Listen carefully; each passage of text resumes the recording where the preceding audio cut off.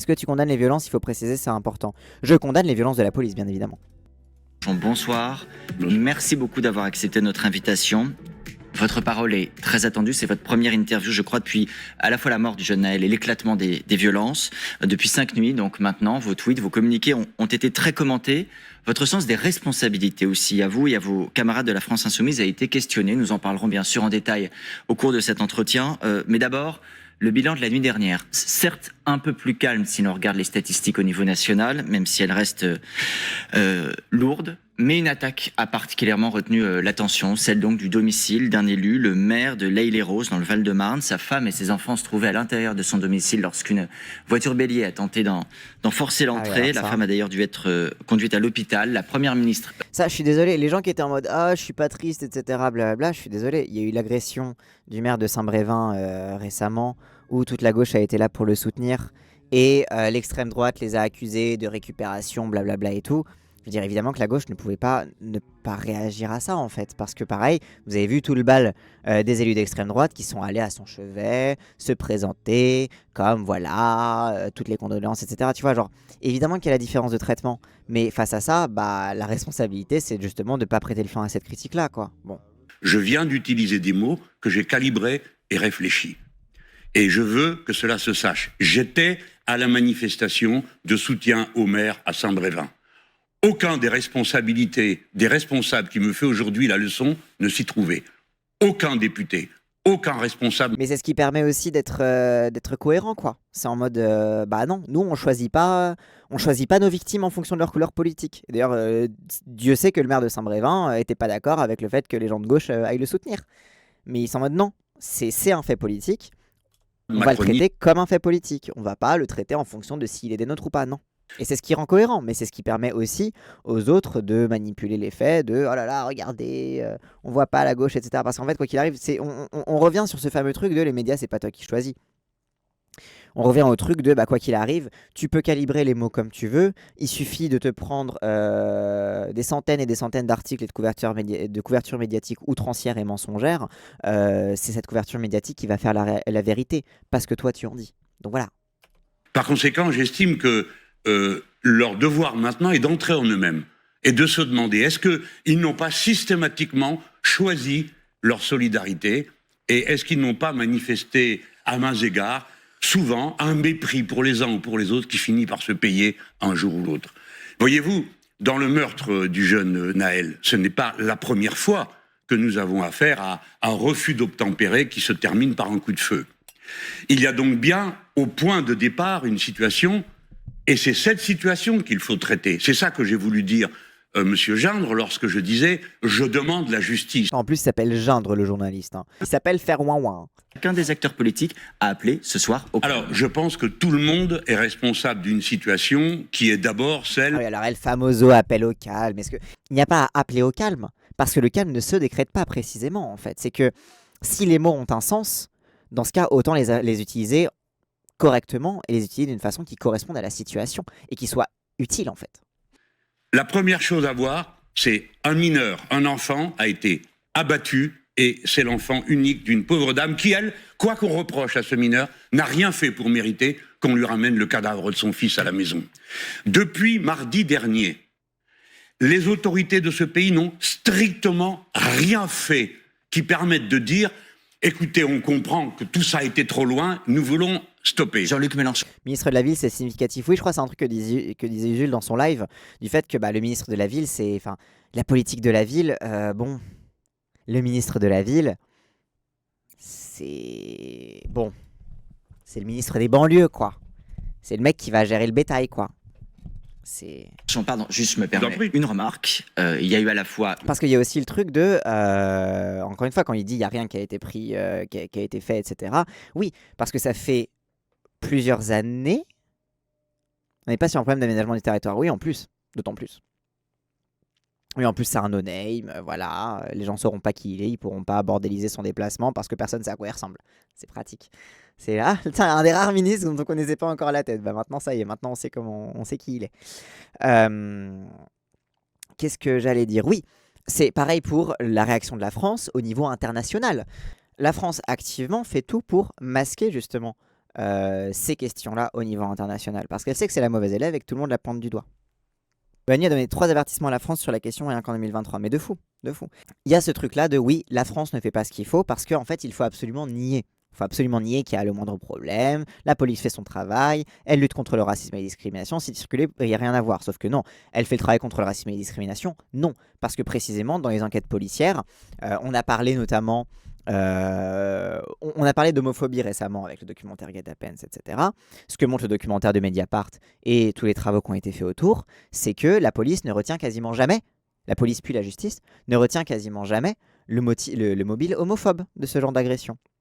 La police ne retient quasiment jamais les mobiles racistes dans les agressions.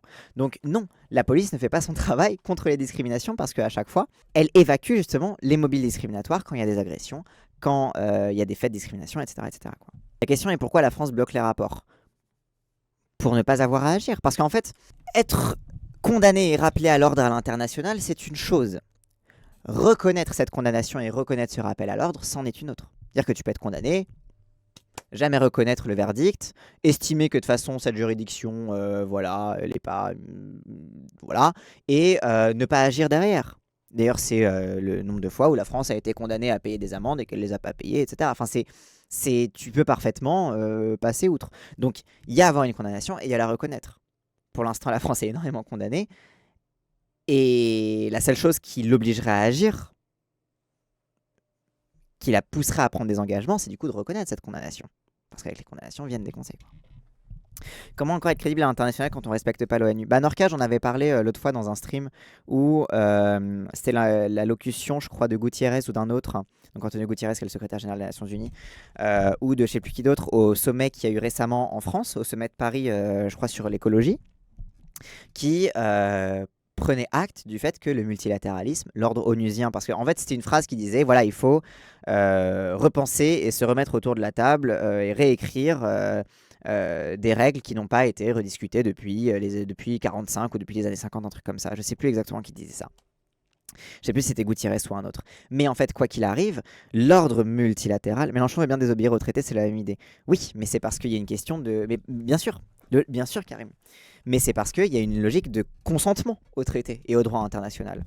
Et qu'en fait, on est dans une situation où l'ONU, comme organe multilatéral, déjà a toujours été relativement impuissant par rapport à plein de choses. Mais même au niveau des instances internationales, énormément de fonctionnaires internationaux, d'élus, etc., de représentants, actent du fait que l'ordre onusien, l'ordre multilatéral, l'ordre international ne tient plus.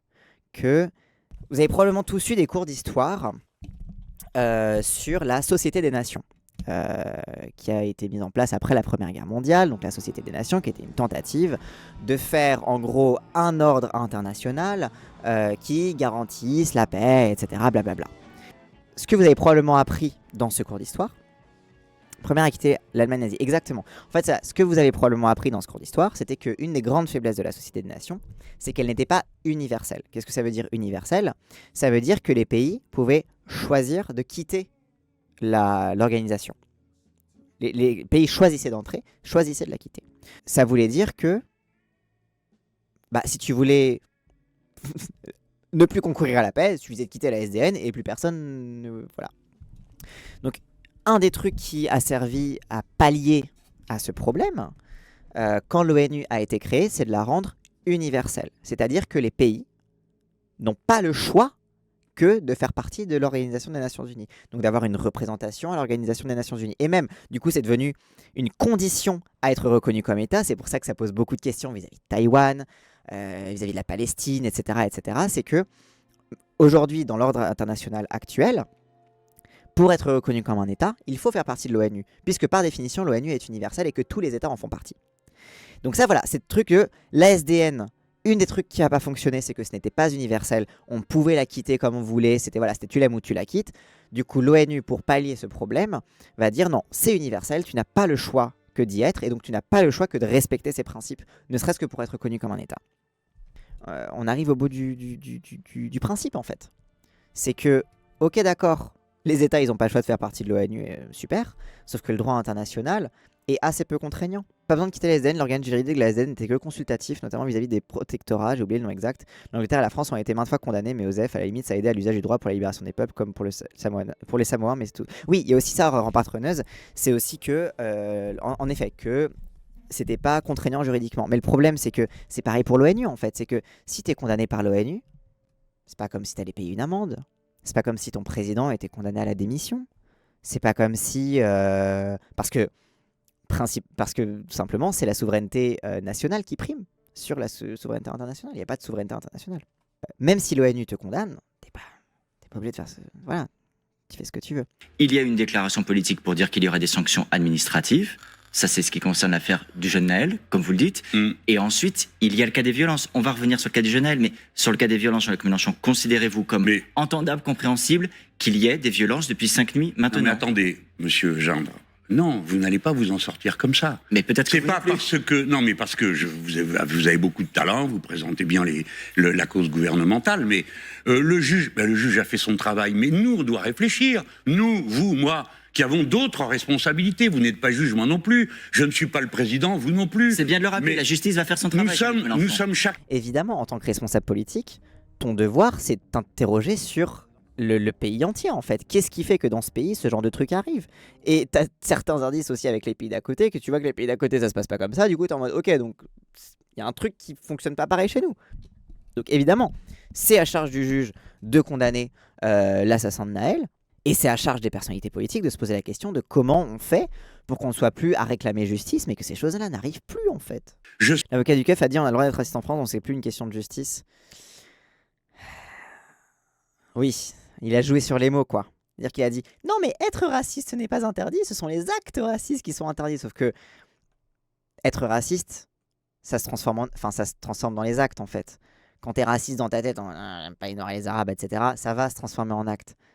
Et t'es un raciste parce que ça va se transformer. Si tu le penses que dans ta tête, mais que t'agis jamais dessus, est-ce que t'es vraiment raciste? Je veux dire, on n'est pas là pour sonder l'esprit des gens. Mais moi, j'estime que être raciste, c'est agir de façon raciste. Bon, après, voilà, mais après, il a joué sur le mot comme un abruti. Après, moi, je suis existentialiste sur le sujet, quoi. Oui, de toute façon, en fait, c'est ça, Dark Citron, c'est que quoi qu'il arrive, les actes racistes ne sont pas sanctionnés. Pourquoi? Parce que c'est la police qui s'en occupe.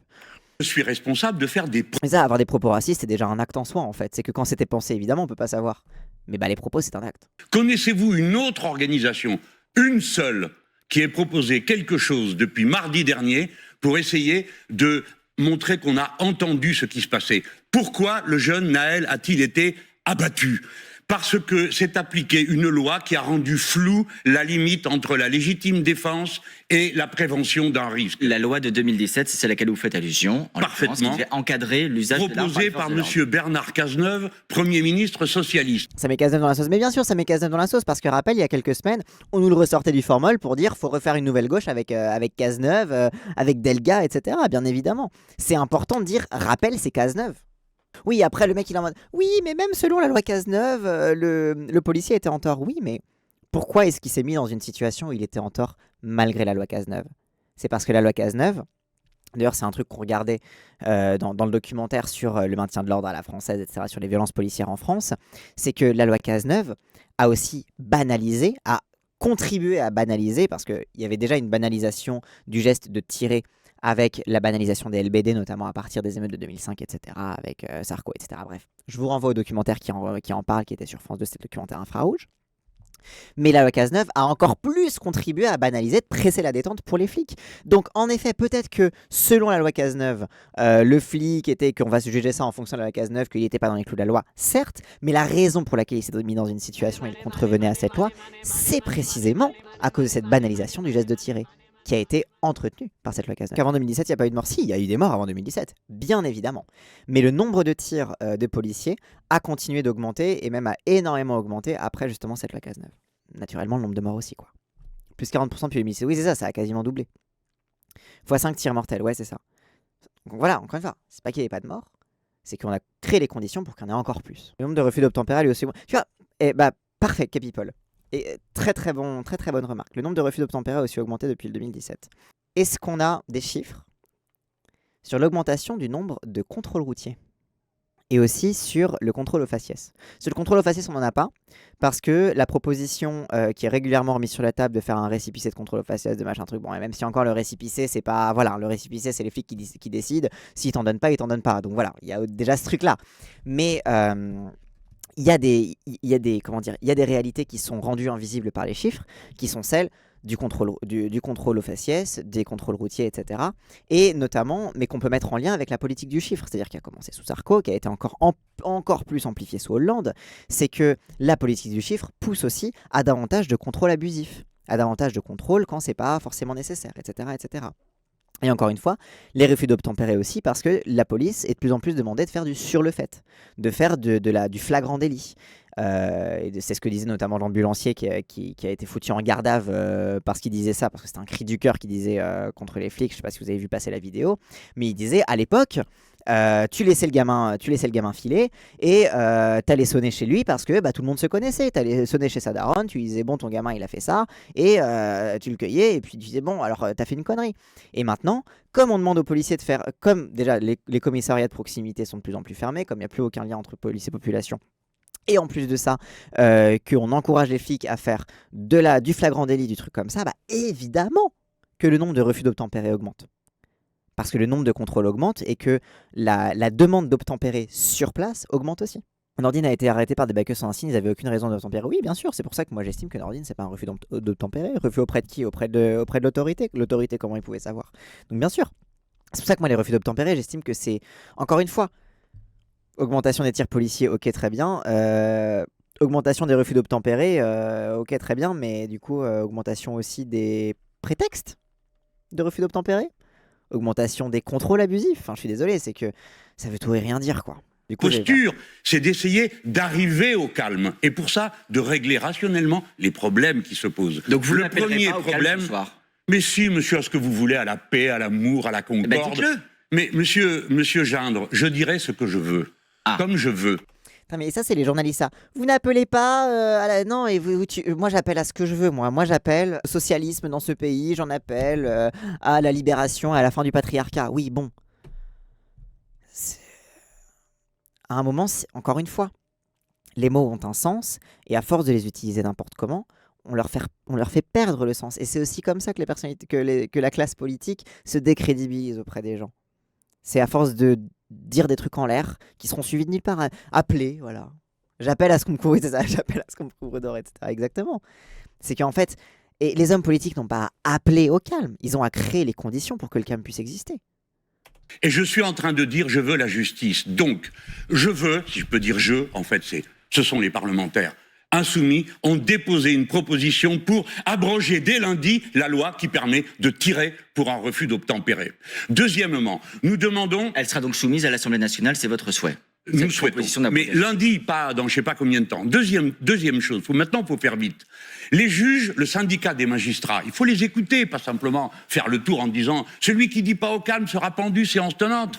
Vous pensez au syndicat de la magistrature, j'imagine. Le syndicat de la magistrature. Classé à gauche. Classé à gauche, hein. C'est des gauchistes. Hein. Le syndicat de la magistrature, c'est des méchants gauchistes. Hein. Rappel, ils ont fait le mur des cons, et ça, c'était méchant. Hein. Et d'ailleurs, la Ligue des droits de l'homme, elle est classée à l'extrême gauche. Et la Ligue des droits de l'homme, c'est des droits de l'hommistes factieux. L'ONU, classée à l'extrême gauche, parce que... Ne vous agacez. Il a eu le même truc. Oh, alors, on se le remet, c'est incroyable. Hein. Magistrature, j'imagine. Le syndicat de la magistrature. Classé à gauche. Hello, darkness, my old friend. Comme la plupart d'entre vous faites un tas d'une révolte, sans regarder les détails, vous ne savez pas que ce sont des jeunes gens de plus en plus jeunes. Ce sont des parents qui sont le mis ministre dans de l'Intérieur une sur situation... TF1 dit un tiers de mineurs, moyenne d'âge 17 ans. Vous avez l'intention de compléter chacun de mes propos, monsieur Gindre ? Allez-y. Hein, vous, à chaque fois, vous sentez obligé de m'interrompre au milieu. Et c'est je comme suis ça obligé de rien et je vous laisse répondre. Alors, monsieur, laissez-moi dire que il n'y a pas, je vais vous expliquer, vous allez finir par le comprendre. Si, quand on est dans une situation de crise, la parole publique a une très grande importance. Si le président de la République disait « Je comprends que ça ne peut plus aller comme c'est là. Des erreurs innombrables ont été commises, des retards sont pris, j'en conviens. Donc, je dis que j'inscris à l'Assemblée nationale tel texte de loi proposé, peu importe par qui, voire même par eux. Deuxièmement, je propose que les juges soient dépaysés lorsque l'affaire est chez eux. Troisièmement, je crée une commission nationale justice et vérité pour qu'on puisse traiter publiquement de tous les dossiers. Alors, un immense discours d'appel. Et ça, les trucs, je vais encore vous faire chier avec les relations internationales, mais c'est un truc aussi que j'ai un peu étudié, c'est notamment dans les sorties de conflits. Notamment, j'avais étudié ça pour les sorties de conflit du génocide rwandais. C'est des trucs qui sont beaucoup mis en place par l'ONU, notamment qui s'appellent les commissions vérité et réconciliation. Donc là, c'est plutôt une commission justice et vérité, mais vérité et réconciliation, c'est à peu près le même truc. C'est en gros mettre en place une commission qui ouvre justement tous les dossiers, mais en tout cas dans le cas du génocide rwandais, ça ouvrait justement tous les dossiers d'exaction. Et le but, c'était de faire justement de la justice réparatrice. Alors, pas la justice réparatrice dans le sens où Oui, c'est ça vient d'Afrique du Sud, exactement. Oui, on dirait le truc de Soral, je suis d'accord, mais il y a plusieurs fois quand j'ai travaillé sur ce truc-là où, par erreur, j'ai dit égalité, réconciliation, vérité, réconciliation. Mais en fait, c'est un principe en fait, qui est de mettre dans la place publique une sortie de conflit, mettre sur la place publique une sortie juridique et aussi ouvrir tous les dossiers sur la place juridique. Et en fait, la commission a fait la taf dingue, elles ont réussi à mettre sur la table des familles qui s'étaient entretuées quelques années par. En fait, c'est ça, c'est que. Mais ça, dans le cas du Rwanda, c'était comme c'était beaucoup un génocide qui avait été commis par les gens localement, en fait, par des familles les unes contre les autres, par des voisins dans le même village, etc. Ça visait à mettre victimes et bourreaux autour de l'acte qui avait été commis et de faire émerger justement une justice commune. Parce qu'en fait, il y a le principe que si tu fais ce genre de sortie de conflit par de la justice punitive, tu vas créer du ressentiment et tu vas créer du coup de nouveaux cycles de violence derrière. Et en fait, je vous conseille vraiment de vous renseigner sur les commissions vérité et justice, les commissions justice et vérité et réconciliation, etc. Parce que c'est un travail de réconciliation à l'échelle nationale qui vise à du coup mettre la justice en public, sur la place publique, et à confronter justement les victimes et les bourreaux et à faire en sorte que ce soit une réconciliation collective et non pas une condamnation d'un des côtés, quoi. Truc à faire après une guerre civile. Attends, je vais voir si je peux vous trouver un truc vite fait parce que je vous l'ai très très mal expliqué. Commission de vérité et de réconciliation, c'est ça, c'est Afrique du Sud. Commission non juridique mise en place dans le cadre de la justice transitionnelle après des périodes de troubles politiques, guerre civile, dictature, répression politique ou d'un génocide. Justice restaurative œuvre dans un esprit de réconciliation nationale, bien qu'il y ait de fait une certaine diversité d'organisations. Ce type d'organisme peut en général faire procéder à des enquêtes au bénéfice de moyens d'investigation propres. Et en fait, beaucoup dans ce genre de cas-là, quand on regarde justement ce genre de dossier, parfois simplement offrir aux familles victimes et même offrir aux familles bourreaux une enquête, ça suffit à donner le sentiment de justice. Parce que simplement, cette vérité a été dite, cette vérité a été entendue et cette vérité est maintenant publique. Et cette vérité est celle sur laquelle va se baser la réconciliation et la création politique future, enfin l'élaboration politique future, donc les futures institutions du pays, etc., quoi. Donc bref, mais en tout cas voilà, donc cette proposition en tout cas de commission de justice et de vérité, c'est franchement c'est une de mes propositions les plus bandantes pour l'instant. Parce que c'est vraiment aussi la ligne, c'est aussi rappeler que la ligne de la France Insoumise, c'est la justice restaurative, quoi. C'est pas voilà, quoi. On dirait de tous les dossiers. Une commission nationale justice et vérité pour qu'on puisse traiter publiquement de tous les dossiers. Alors, un immense discours d'apaisement serait apporté et les gens diraient, eh bien, c'est fini.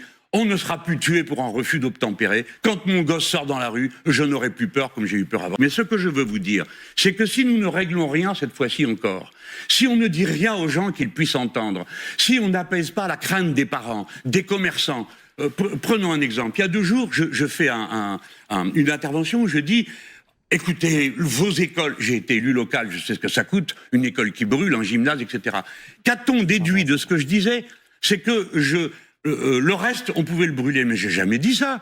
Et quand la grand-mère de Naël dit « Ne cassez pas les bus », est-ce qu'elle est en train de dire « Casser les commerces » ? Non, il ne faut rien casser du tout. Mais écoutez-moi, monsieur Gendre, si les gens font ça, c'est parce qu'ils se disent une chose, ça ne sert à rien de parler puisqu'on n'est jamais écouté. Ils se disent... C'est exactement ce qu'a dit notamment Ali Rabé, le maire de Trappes, qui a dit de toute façon, vous nous invitez que quand ça crame.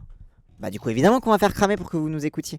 Et en fait, c'est le principe. Mais ça, justement, je voulais revenir un petit peu là-dessus, sur les écoles. C'est un truc qu'on a pas mal observé, d'ailleurs dans les différents vues, je sais pas, pour les gens qui ont suivi chez Dany Heraz et qui ont regardé ça et tout. On voyait plusieurs interviews de personnes, notamment de femmes, d'employés municipales, qui travaillent dans les médiathèques, qui travaillent dans les écoles, même de profs, etc. Je sais pas si vous avez vu la vidéo de la prof qui dit pas l'école, etc. Quand elle voit des gamins qui veulent la faire, qui veulent aller la casser, etc. Et en fait, il y a un véritable engagement pour le service public, pour avoir connu énormément d'agents municipaux, etc., d'ailleurs qui sont assez souvent de gauche. Il y a une utopie de leur travail d'agent municipal. C'est que quand tu travailles en médiathèque, quand tu es prof, quand tu es à l'école, tu fais pas ça si tu crois pas au projet républicain, si tu crois pas au projet que les gamins ils vont s'élever, ils vont sortir de la merde, etc., etc. Bon, évidemment, on est dans des systèmes qui te dépassent en fait. C'est que même si tu es employé municipal, même si tu es prof, etc., tu es bien impuissant ou impuissante à agir contre les structures qui font que les jeunes des quartiers populaires n'ont aucun avenir. Mais ce qui est assez intéressant, c'est qu'on voit justement que ce truc d'aller casser les écoles, les médiathèques, ça provoque un choc chez ces employés municipaux parce que ça confronte leur utopie, ça confronte leur rapport, même parfois illusoire, parfois sincère, etc., leur rapport à la culture, leur rapport à l'intégration, leur rapport à tout ça, au service public municipal, etc., à son propre échec. C'est-à-dire que évidemment qu'ils savent qu'ils sont dans des quartiers difficiles. Tout le monde est au courant, ça va, voilà, tout le monde sait où il habite, etc. Mais il y a ce truc-là ils se rendent pas compte d'à quel point. Et d'à quel point, moi, je trouve ça pour les profs, pour les profs, je trouve que c'est le plus révélateur. C'est que les profs, est-ce qu'ils se rendent seulement compte de que si les gamins en viennent à vouloir cramer leur école, c'est qu'ils ont une raison. C'est que peut-être que même si ce prof croit qu'elle va dans le sens de leur élévation, qu'elle leur promet un avenir, etc., ça se trouve, sans le vouloir, elle est violente avec eux. Peut-être que ses collègues sont violents avec ses élèves.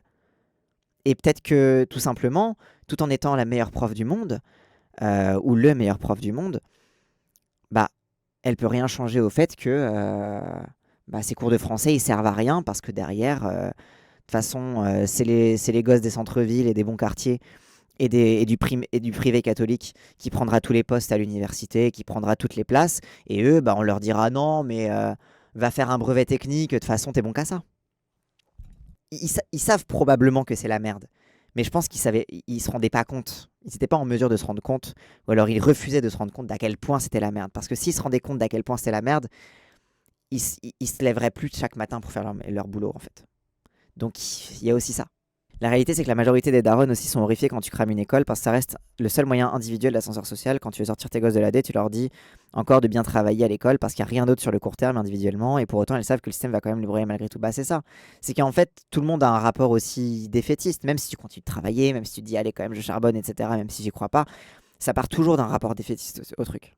Ma mère était prof dans ce genre de lycée, elle était parfaitement au courant de tout ça pour avoir vécu ça. Du coup, elle essayait de donner des outils qu'elle pouvait aux gamins. Elle a fait un burn-out, elle a quitté le lycée au final. Ouais, c'est ça. Mais parce qu'en fait, quand on parle d'aspect systémique, quand on parle par exemple que la violence des profs est systémique, on ne dit pas que tous les profs sont violents, comme pour la violence de la police. Quand on dit que c'est systémique, c'est que le système est tout tourné vers la facilitation de cette violence. Et que les gens qui veulent aller à l'encontre sont découragés par ce même système. Par un matraquage constant, par le fait que de toute façon les profs ils sont pas assez payés pour faire ça, par le fait que leurs classes sont de plus en plus surchargées. En fait, c'est tout ce système-là qui pousse aussi à la maltraitance. J'ai accueilli CM1, CM2 mardi et l'instituteur a humilié publiquement un élève devant les autres uniquement parce que le petit était grognon et voulait pas venir. Du coup, il disputait à outrance en lui prenant le bras et tout. Il ressemblait plus à un gardien de prison qu'à un prof. Je me suis dit, mais c'est normal qu'en grandissant, ils veulent tout casser. Bah ouais, mais de fou. Mais oui, voilà, relire la vidéo de Ribot sur les profs. Donc Ribot dans la sauce sur YouTube a fait une excellente vidéo sur les profs. Voilà, donc revoir l'excellente vidéo de Ribot sur prof égale flic. Je ne saurais...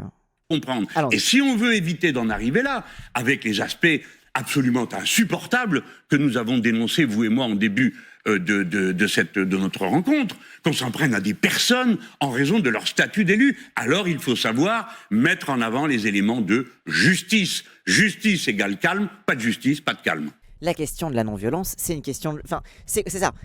D'ailleurs, c'est un truc que je vais reprendre du Johan Galtung. Johan Galtung, qui est le daron des théories sur la paix, qui écrit dans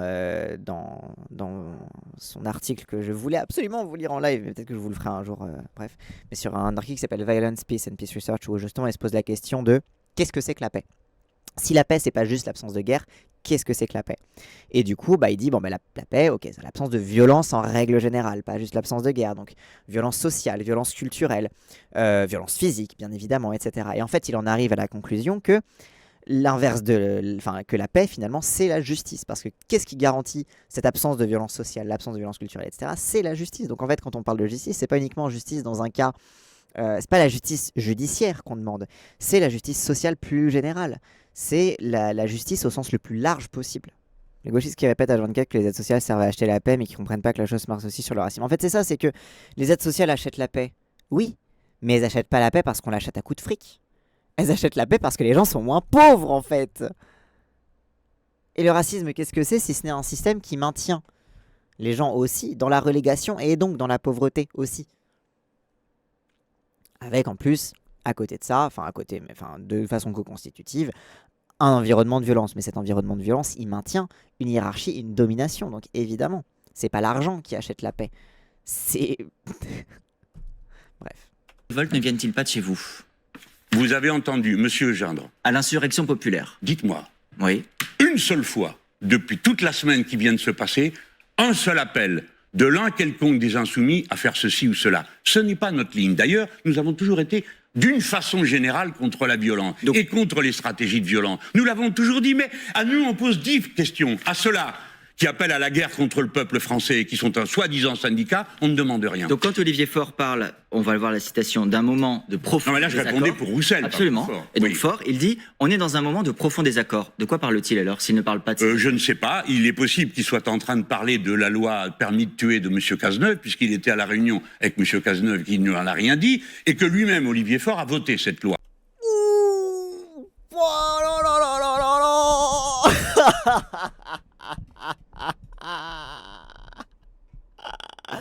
On n'allait pas l'épargner parce qu'il est pro-NUPES non plus, hein. Ah bah ça, c'est clair que c'est un profond désaccord. Mais tous les socialistes n'ont pas voté cette loi. Hein. Alors leur profond désaccord avec moi, c'est que sans doute ils sont pour le maintien de la loi permis de tuer, ce qui n'est pas notre position. Mais qu'il y ait des divergences entre Mélenchon, il a 2 pistolets braqués en permanence, un sur les droitards, un sur les gens de la NUPES, un peu trop à l'aise, oui, de fou. nous, monsieur, c'est normal. Et elles ne sont pas d'aujourd'hui. Nous avons fait un accord sur un programme, pour le reste, chacun dit ce qu'il veut. Et d'ailleurs, il ne s'en prive pas. C'est de bonne guerre de dire qu'on dit des choses différentes. Donc vous Mais l'avez à pas mon pris avis, pour vous. l'observateur politique que vous êtes devrait être attentif au fait que, tout d'un coup, un grand bloc politique se constitue qui va de l'extrême droite, qui propose le permis de tuer et la légitime défense, présomption, aux macronistes. Ils sont Alors, tous d'accord. je vais vous donner le point sur une chose, Ouais. Jean-Luc Mélenchon, c'est qu'ils sont d'accord pour vous critiquer et critiquer... Ah, les merci camarades quand insoumis. même. Ah bah ça c'est clair. Ah bah merci de le reconnaître. Bon bah du coup pourquoi t'y participes alors? Genre c'est vraiment genre c'est oui c'est l'homme à abattre globalement comme toujours c'est Mélenchon voilà. On va regarder quelques citations. Le porte-parole du Allons-y. gouvernement, Olivier Véran, à la mi-journée, chez nos confrères de... Moi j'adore. Moi je vous avoue je sais pas si Mélenchon il aime bien cette partie là. C'est une partie obligée de chaque interview de Mélenchon, chaque interview du vieux. C'est le moment où le journaliste le confronte à tout le mal que les gens lui disent de lui et ça c'est d'un délice. C'est d'un délice. de Radio France, qui dit que il y a un cynisme de la France insoumise. Il parle, dit-il, de cette ultra-gauche dont je ne sais pas dire si elle correspond à une véritable pensée politique construite ou à du cynisme électoral pur et simple. Je finis les citations et je vous laisse répondre. Éric Ciotti, président des Républicains. Monsieur Mélenchon Et ça, c'est vous dire... de toute façon, évidemment, c'est le discours politique habituel. Mais j'ai envie de répondre pour Mélenchon. C'est vous dire la façon dont il considère le peuple français. J'ai envie de dire... le truc de Véran qui dit c'est cynisme électoraliste, etc. Mais ça vous dit la façon dont il considère le peuple français. Il considère que faire quelque chose pour aller dans le sens de la protection, pour que les gens se fassent plus tuer, c'est du cynisme électoral. Ça veut dire quoi? Ça veut dire qu'eux, ils se comportent avec le peuple comme avec un stock de gens pour les élire? Oui, c'est vrai. Je finis les citations et je vous laisse répondre. Je réponds à sa place parce que ça m'énerve de pas assez voir cet élément de langage. Ça m'énerve. Je veux développer cet élément de langage partout. partout. Pardon. Éric Ciotti, président des Républicains. Monsieur Mélenchon est un danger pour la République, dit-il. Monsieur Mélenchon est un factieux. Les Insoumis ne font plus partie de l'arc républicain. Quand ceux qui représentent la moitié des effectifs de police, je ne dis pas que ce soit le cas des policiers, mais ceux qui parlent en leur nom, disent qu'ils font la guerre aux nuisibles, eh bien moi j'estime que le ministre de l'Intérieur s'en sort pas en disant « moi je parle pas ». Les nuisibles, c'est des rats. Hein. Les nuisibles, c'est des punaises de lit. Les nuisibles, c'est des cafards. Les nuisibles, c'est concrètement ce qu'on est autorisé à chasser et tuer. Oui, exactement. C'est quand ils disent les nuisibles, c'est on estime, on s'arroge à nous-mêmes un permis de tuer pour ces gens-là. Hitler comparait les juifs à des nuisibles, c'est les plus grands arguments de la propagande. Oui, c'est fou. Mais même les caricatures nazies qui comparaient les juifs à des rats, des trucs comme ça, bien évidemment. Enfin, ça rappelle. J'allais dire ça rappelle les heures les plus sombres de notre histoire, mais oui, on est dans des heures sombres en fait. C'est pas que c'est oui, c'est des heures sombres. Merci. Le nuisible, c'était le Untermensch, dont mes grands-parents, mais j'ai vu aucun journaliste réagir à ça. Mais en fait, c'est aussi ça la fascisation du monde médiatique, c'est quand il y a plus aucun red flag qui se dresse dans la tête des journalistes quand ils entendent ça et qu'ils en font pas une polémique, parce que c'est les journalistes qui décident de qu'est-ce qui fait polémique ou pas. Mais quand ils en font pas une polémique nationale, là, c'est que c'est grave. Les musulmans sont les nouveaux juifs. Bah non, les musulmans sont les musulmans et les juifs sont toujours les juifs en fait. Faites attention quand vous faites des parallèles historiques. Quand on dit oui, l'histoire se répète, oui, non, l'histoire se répète, oui, non, l'histoire bégaye ou je sais pas quoi. L'histoire se répète, ça veut pas dire que... Merci Diazor, merci pour le... Oh, et ben petit train de live pendant que je vous explique tout ça. Quand vous faites des comparaisons historiques, comparaison n'est pas raison. C'est-à-dire que quand vous faites ce genre de comparaison historique, vous invisibilisez aussi la situation des musulmans. Évitez de comparer, parce qu'en faisant ça, non seulement déjà vous calquez des réalités qui, mine de rien, ont changé. C'est-à-dire, la réalité de l'extermination et des volontés d'extermination existe toujours. Ça oui, mais elle n'existe pas selon les mêmes logiques. Donc, gardez-vous de copier-coller les logiques, parce que vous risqueriez aussi d'attendre patiemment que tout se passe comme avant que des red flags se dressent dans votre tête. C'est que il faut pas attendre que les gens parlent des musulmans dans les mêmes termes qu'ils parlaient des juifs à l'époque pour se rendre compte de l'islamophobie. Donc déjà ça, donc déjà première raison. Et ensuite, parce que bah voilà, c'est que en faisant ce genre de comparaison, vous invisibilisez aussi le fait que bah, dans le passé, les mêmes structures s'adressaient aux mêmes personnes. Judéo-bolchevisme et islamo-gauchisme, ça fait plus de 10 ans déjà. Bah ouais, c'est ça. Et encore une fois, quand on parle d'islamo-gauchisme, quand on parle de grand remplacement, dans la tête des fachos, le grand remplacement, oui, c'est l'œuvre des musulmans, des arabes, etc. On est remplacé par les arabes, les noirs, etc. Mais dans la tête des fachos, c'est piloté par les juifs. Je veux dire, le grand remplacement n'est pas exempt de son antisémitisme. La solution finale était justement finale. Les nazis étaient passés par tout un processus qui ressemble aussi à ce qui s'est fait là, même s'il y a différence notamment sur le temps que ça prend. Oui, par exemple, Ilianas. Je vais prendre du Foucault. Foucault qui étudie les sociétés de contrôle. Il étudie beaucoup la prison, etc. Et une des spécificités du génocide nazi envers les juifs, pas que les juifs, mais c'est sa modernisation. C'est la mort à l'échelle industrielle. Et en fait, pourquoi ? Et en fait, c'est parce que c'est la réalité aussi de l'industrialisation plus générale qui fait que, d'ailleurs, je vais y venir tout à l'heure sur la question de la violence et de la violence masculine. En fait, partez du principe que la violence prend les formes des structures dans lesquelles elle existe. C'est une phrase peut-être un peu compliquée, mais c'est que dans une société moderne, industrielle, qui gère tout à l'échelle de masse, qui gère les ouvriers comme des masses, etc., la mort aussi va être administrée à l'échelle de masse. Merci Ideal Spin, merci pour le numéro d'abonnement.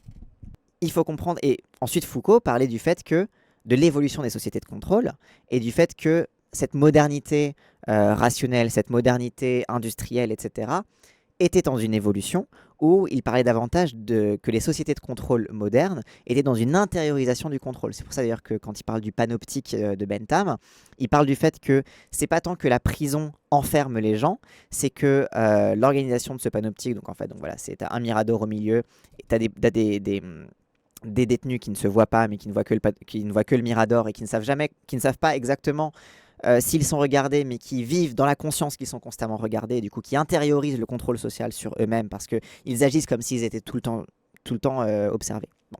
Il parle de ça comme de l'intériorisation du contrôle, et qu'en fait les sociétés, après l'époque moderne, il ne parle pas de postmodernité Foucault pour autant, mais en tout cas, ce vers quoi on se dirigeait selon Foucault, et il a raison, on le voit ça avec les réseaux sociaux, c'est des sociétés qui n'ont plus besoin précisément de cette organisation industrielle de la masse pour contrôler son peuple. Pour contrôler les masses, pour contrôler les populations, tu n'as plus besoin de prison, en gros, pour emprisonner les gens. Donc c'est pour ça qu'encore une fois, attention aux comparaisons historiques, parce qu'encore une fois, la violence prend les formes des structures dans lesquelles elle existe. Donc, dans une société moderne qui gère sa population de façon industrielle et de façon massive, il va y avoir une gestion industrielle et massive de l'administration de la mort. Dans une société qui repose sur l'intériorisation du contrôle social, sur la dilution des technologies de contrôle dans l'individu, dans les gens, dans même une dilution dans le management, dans les degrés de peine, etc., la mise à mort et l'ostracisation va se faire selon ces logiques-là. Foucault parle d'hypermodernité plutôt que de postmodernité. Ok, d'accord. Bon, bah du coup, dans l'hypermodernité. Donc voilà. Donc, autre raison pour laquelle il ne faut pas se dire les musulmans sont les nouveaux juifs. Non. Parce que quoi qu'il arrive, l'islamophobie existait déjà avant, existe aujourd'hui et existe surtout selon les logiques d'aujourd'hui. Exemple dans Cyberpunk, les pauvres meurent pas par extermination mais juste par manque de soins car absence du mutuel, etc. Exactement, Darren Live. Mais comme aux États-Unis, c'est bien sûr. Mais même sur l'organisation du capitalisme, enfin bien sûr. La stratégie du bouc émissaire et l'ennemi intérieur s'est appliquée aux uns et maintenant aux autres par contre. Ça oui. Mais ça c'est parce que pourquoi la stratégie du bouc émissaire et l'ennemi intérieur, c'est parce que on est encore dans un contexte. Ce qu'il y a de commun avec le contexte des années 30, etc., c'est qu'on vit dans des États-nations. C'est que les frontières n'ont pas été abolies. Donc pour désigner un ennemi, il faut désigner un ennemi qui divise et qui met en danger l'unité de la nation, le corps de la nation. Cette idée-là de la nation qui fait corps et qui est unie n'a pas disparu depuis l'époque. Donc ça, pour le coup, c'est en effet des aspects qui font partie des continuités par rapport à l'époque. Pas fou l'islamophobie globalement. Oui, globalement pas fou. Globalement, c'est pas... Voilà quoi. Il y a déjà des persécutions des musulmans pendant la guerre d'Algérie. Oui, exactement. Site de parler nous rend vulnérables au contre-argument de la droite puisqu'on leur laisse des ouvertures, on n'est pas calé sur le présent. Bah en fait c'est ça, c'est pour ça qu'il faut maîtriser le présent tout en sachant quelles sont les continuités, mais tout en sachant quelles sont les nouveautés. Voilà, et il faut faire attention à ça, ça va vite vous savez. Alors on met des éducateurs dans la rue, on ne les supprime pas. On donne de l'argent pour que les associations soient présentes, on ne les supprime pas. On fait en sorte qu'il y ait des enseignants dans toutes les écoles, on ne les supprime pas. On s'arrange pour qu'il y ait un commissariat, on ne le supprime pas. On s'arrange pour qu'il y ait des transports, on s'arrange pour qu'il y ait des commerces. On s'engage aujourd'hui à dire, tout ce qui a été cassé, nous allons le réparer.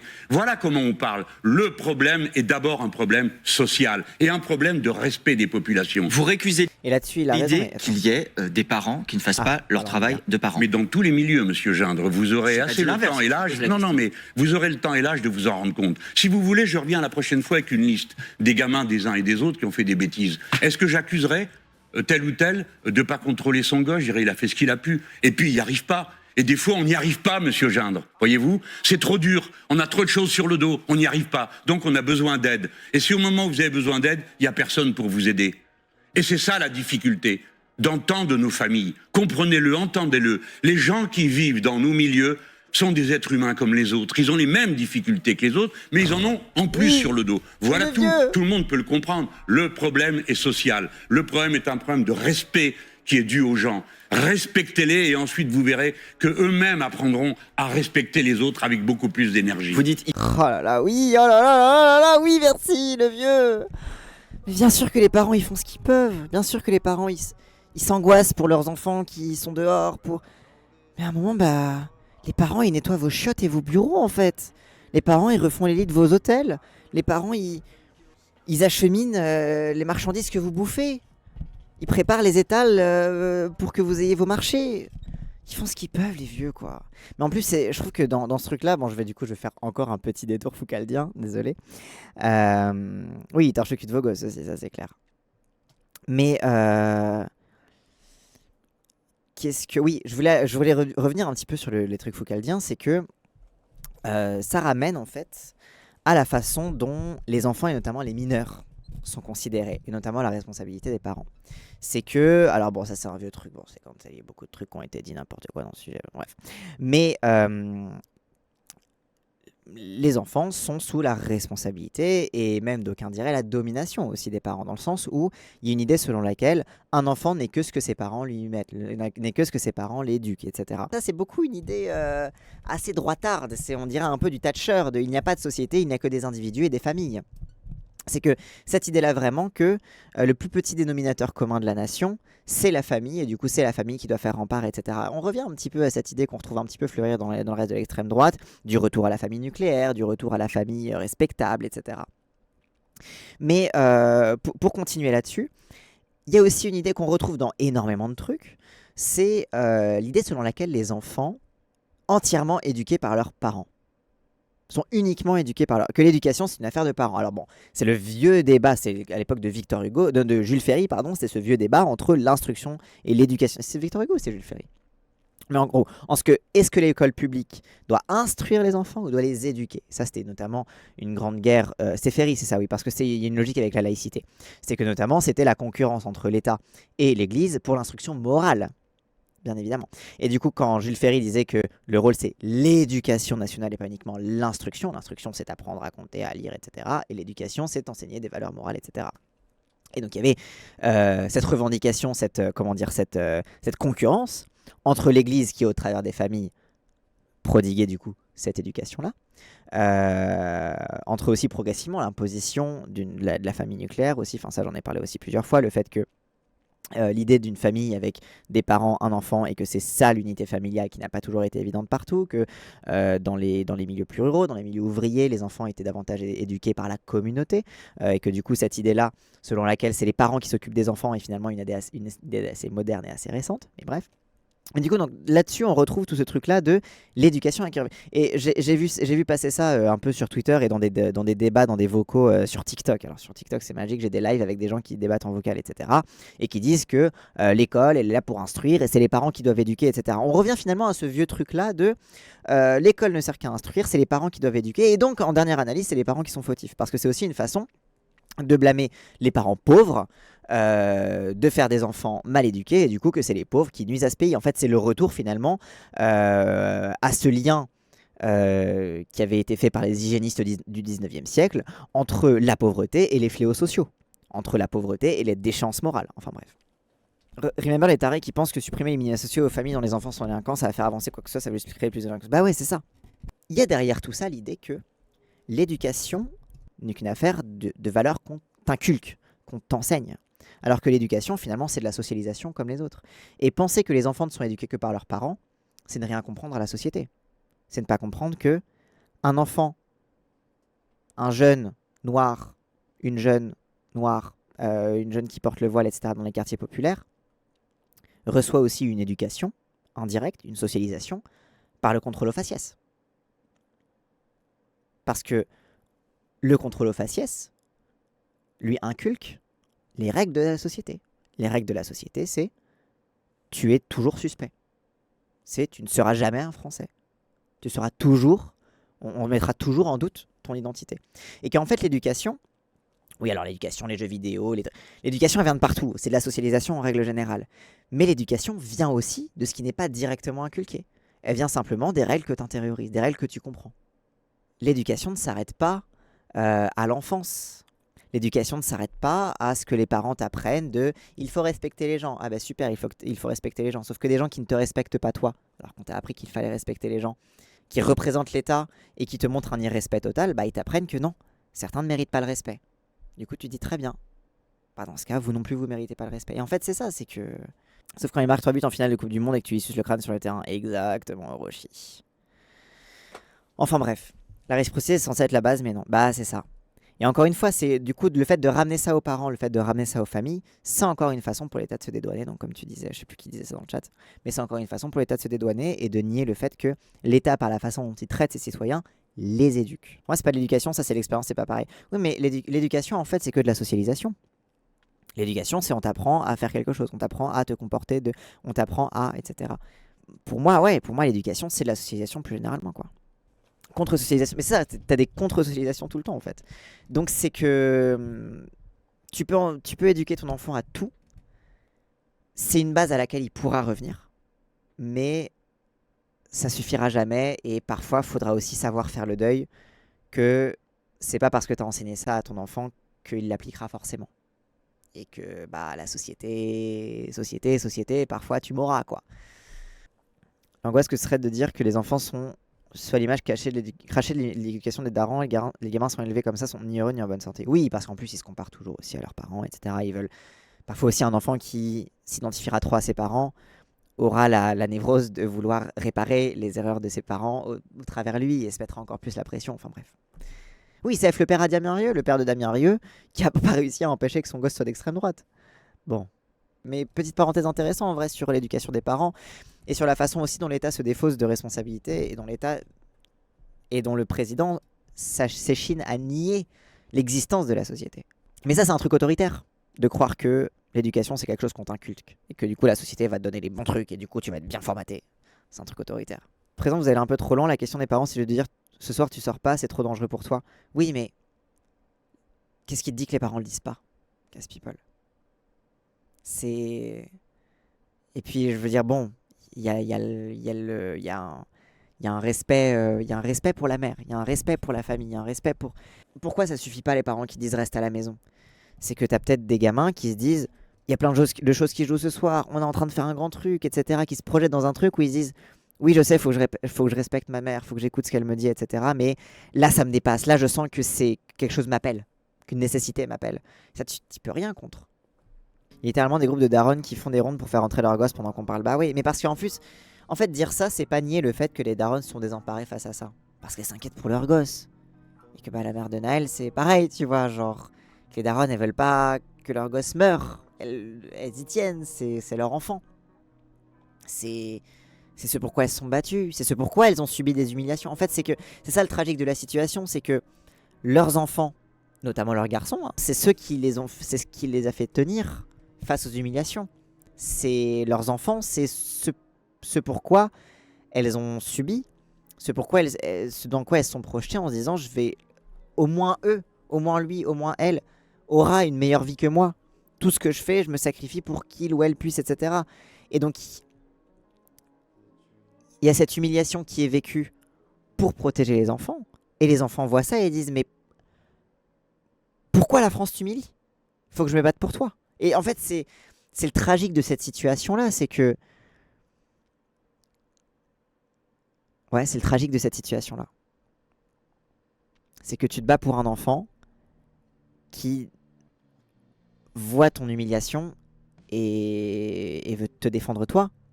Et t'arrives pas à lui faire comprendre que non, t'occupe pas de moi, trace ton chemin, oublie-moi. Et il est en mode mais non, mais je t'aime. Enfin, je sais pas, c'est horrible. En fait, j'ai plus de... Bref, j'ai l'impression d'être parti dans le full émotionnel et dans le full... Ça vous inspire aucun commentaire? Si, un profond dégoût. Dégoût? Oui, cet homme ne sait pas ce que vivent les gens. Il n'a pas à parler comme ça. De quoi il se mêle? C'est lui qui vient dans les familles pour dire toi, t'as pas fait ton travail à la maman ou au papa. Dire toi qui es toute la journée dehors en train de travailler. Toi, femme qui part le matin à 5h du matin pour aller faire des ménages. Et en plus, tu viens lui dire c'est de ta faute.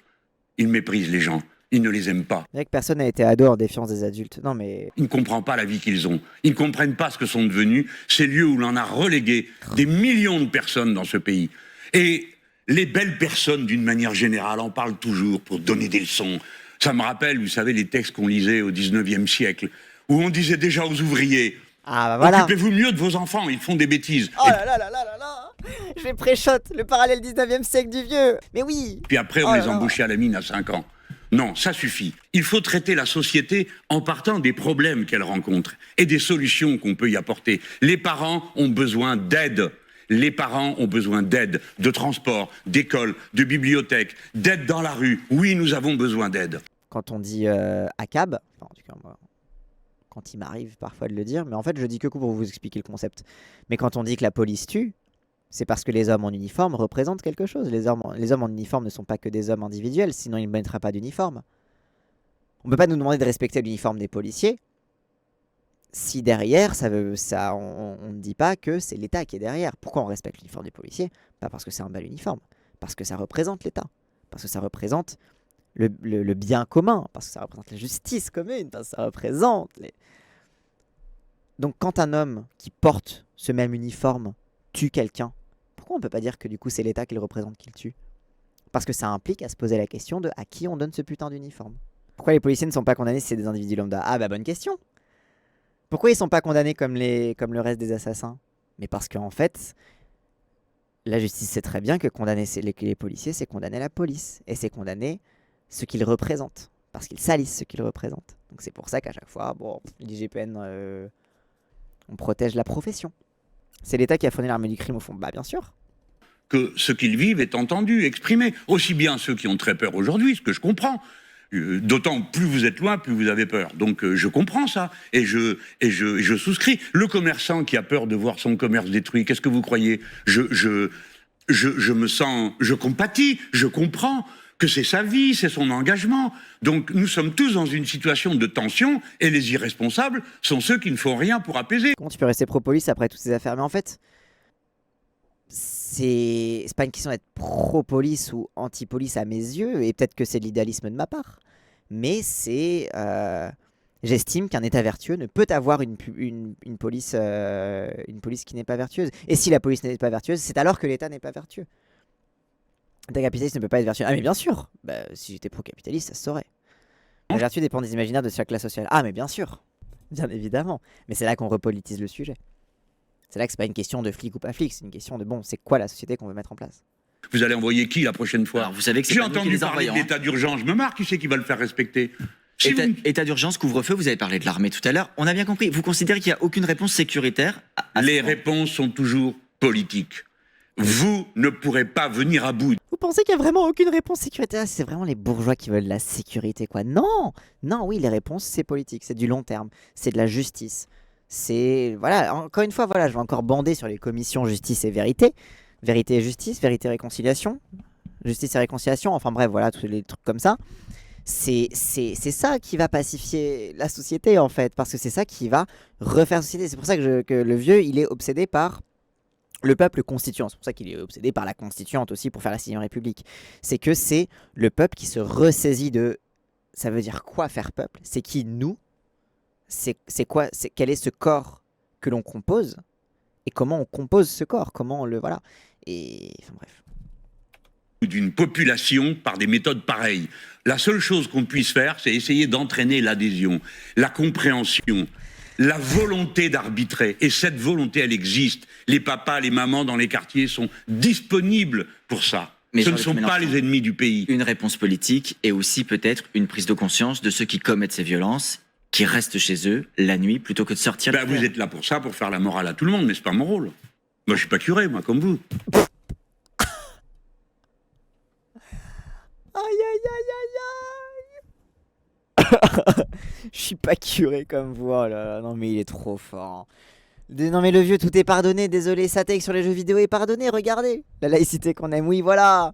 Monsieur Jeanne, votre devoir, comme le mien, moi j'ai eu une parole pour tous ceux qui ont peur, pour ceux qui se sentent menacés. Mais le devoir de tous ceux qui ont la parole publique, c'est d'avoir aussi des mots de compréhension pour les gens, pour dire oui, nous sommes le même pays, nous vivons ensemble et nous n'avons pas le choix. Nous vivrons ensemble jusqu'au bout, jusqu'à notre dernier souffle. C'est pas compliqué à dire non plus, non? Ça produit malheureusement un effet contraste violent avec les prétendants à gauche. Bah... En fait c'est ça, c'est qu'au final c'est le seul qui a un petit peu une ligne qui se laisse pas avoir aux appels au calme, aux appels, etc. En plus c'est vraiment son truc, il est en mode moi c'est pas mon rôle. C'est pas mon rôle l'appel au calme, mais en même temps parce que évidemment qu'il serait pas entendu. Le rôle de l'appel au calme c'est... oui, c'est... Je sais pas... En fait c'est les gens que ces jeunes-là écoutent. Mais sauf que même quand ces jeunes-là n'écoutent plus ces gens-là et sortent quand même casser le soir, bah... Dans ce cas, c'est à l'État de donner des gages. Encore une fois, c'est ce que je disais l'autre fois, c'est que, comme pour la police, le respect, ça se décrète pas. Le respect, ça se mérite. Et si l'État veut regagner le respect de ses citoyens, parce que bon, cramer une mairie, c'est une sacrée preuve d'irrespect vis-à-vis de l'État. Donc si l'État veut regagner le respect de ses concitoyens, de ses citoyens, pardon, bah ça se mérite.